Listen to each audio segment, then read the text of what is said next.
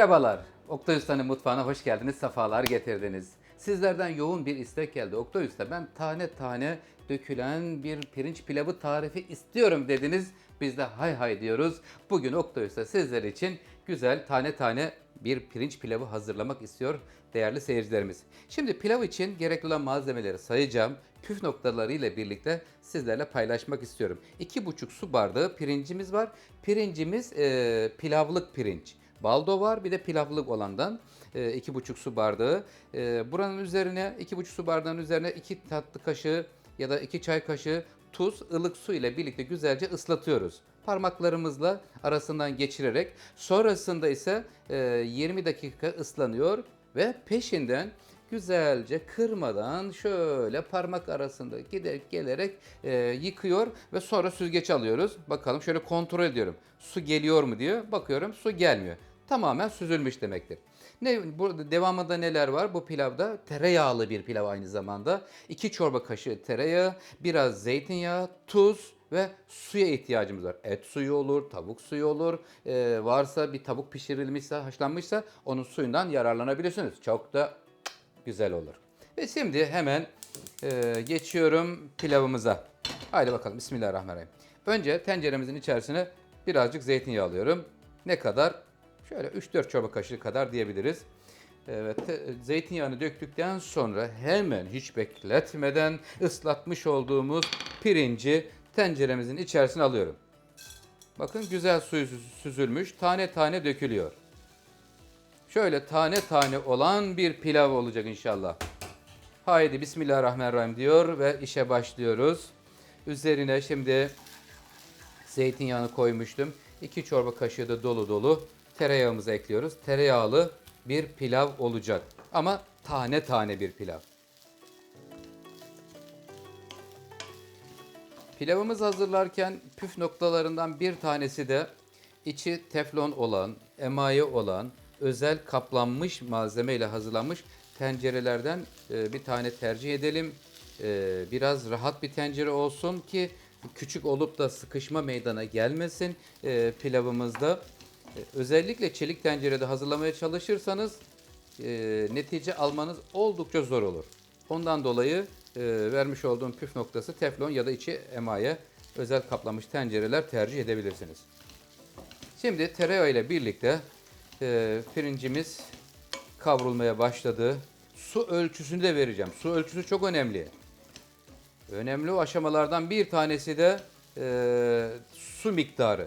Çünkü az verirseniz çok diri oluyor, çok verirseniz pilavınız lapa gibi oluyor. Bu ayrıntıları şimdi ve böyle kısa zamanda sizlerle paylaşacağım. Tuzunu ekliyorum. Tuz 2 çay kaşığı, özür dilerim. Tatlı kaşığı diyecektim. 2 tatlı kaşığı fazla gelir çünkü. 2 çay kaşığı. Yeter. Tuzunu da ekledik. Ocağımızın altı yandı. Isındığı andan itibaren ilk hamlede biraz yüksek açtım ki çünkü pirinç soğuk netice itibariyle ısınması için karıştırıyorum ve şimdi altını kıstım. Güzel tereyağı ve zeytinyağı karışımıyla pilavımız, önce pirinç kavrulacak. Kavrulma süresi ne kadar olacak? Hemen saatime bakıyorum.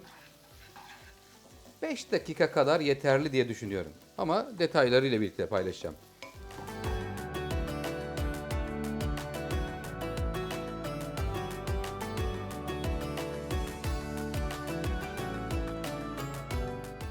Pirincimizin kavrulma süresi hemen hemen tamamlanmak üzere.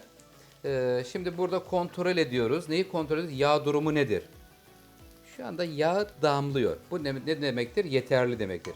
Eğer damlamıyorsa sona doğru baktığımızda yağ damlamadığı takdirde biraz yağ vermemiz lazım. Yağı az olursa da güzel olmaz pilavımız. Güzel olabilmesi için yağ oranı çok önemli. Evet, tane tane oldu. Bakın, birbirlerine yapışmıyorlar. Görüyor musunuz? Yoksa eğer suyu süzgeçte iyi süzülmediği takdirde birbirlerine yapışırlar. Taneler ayrılıncaya kadar kavurmak gerekir. Bizim şu anda böyle bir sıkıntımız kalmadı çok şükür. Ve şimdi hemen su ayarına geçiyoruz. Bizim pirinç miktarımız ne kadardı? 2,5 su bardağı. Birebir verirsek 2,5 su bardağı olacak. Bakalım, şimdi birlikte ayarlıyoruz. Bismillahirrahmanirrahim. Şöyle kenarından tutulabilen kulplu bir bardak tercih edin. Sıcak su elinizi yakmasın. 1 2 Şöyle 2,5 oldu. 1'e 1. Kontrol. Karıştırıyorum. Önce bir karıştıracağız. Çünkü o ilk hamlede çektiği su bizi yanıltabilir.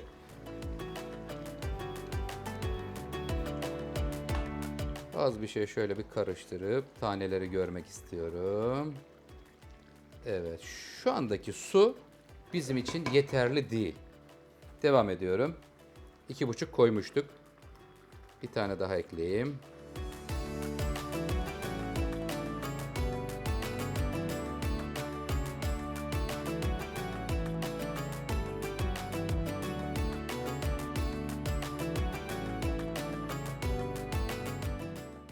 Pilavımızın suyunu verdik. 2,5 su bardağı pirinç var.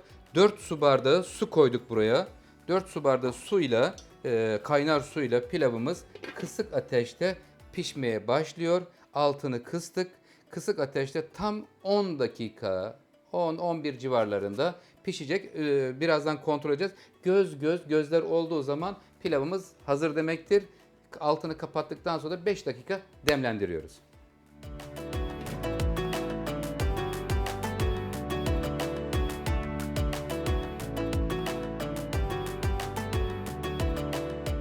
Pilavımız şu anda baktığımız zaman göz olmuş. İsterseniz bir kapağını açalım. Normalde açmamak lazım. Çünkü dengesinin bozulmaması için ama sizlerle detayları paylaşabilme adına açıyorum. Bakın derinlikler görüyorsunuz. Delik delik buradaki görüntüler.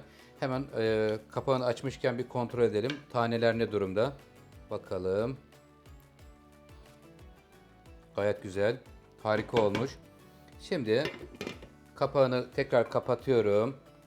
Sonrasında bir dakika daha tutup 1 dakikanın sonrasında ocağın altını kapatıyor ve 5 dakika dinlendiriyorum. 5 dakikadan sonra bir karıştırıyoruz. Servis tabağına doldurup kasesine doldurup sonra ters çeviriyoruz. Yanına domateslerle birlikte güzel, tam kıvamında bir pirinç pilavı sizi bekliyor.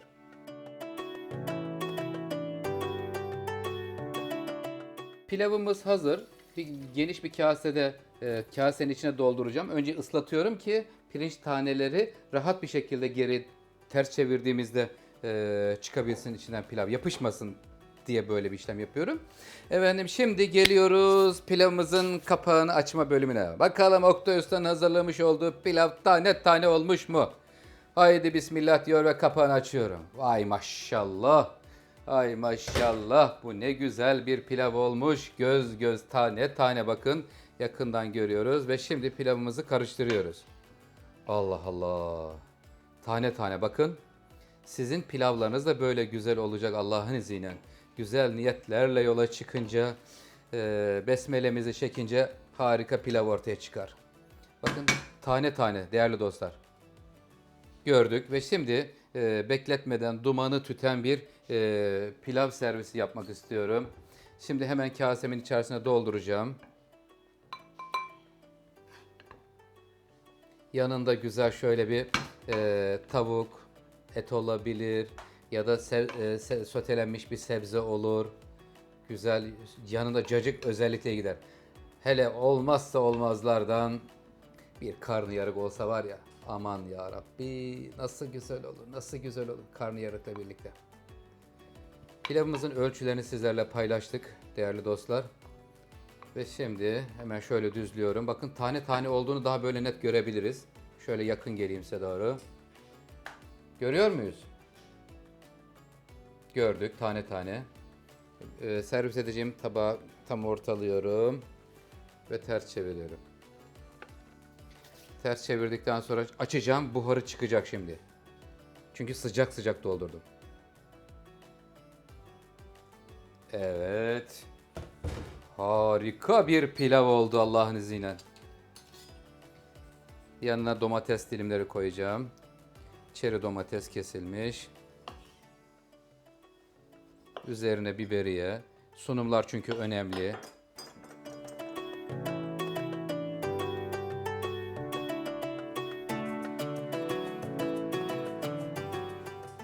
küçük domatesler çok güzel oluyor. Allah'ımız bize birbirinden güzel nimetler nasip eylemiş. Sonsuz şükürler olsun Allah'ımıza. Evet, şöyle bolca domates koydum.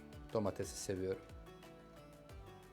Ve üzerine bir parça burada saksıda yetiştirdiğim biberiyelerden almak istiyorum. Biberiyenin de aroması çok güzel oluyor. Evet değerli dostlar, Oktay Usta'dan bugün sizler için kolay, pratik, tane tane olan bir pirinç pilavı tarifi geldi. Başka diğer tariflerimizde görüşmek üzere. Hoşça kalın, Allah'a emanet olun.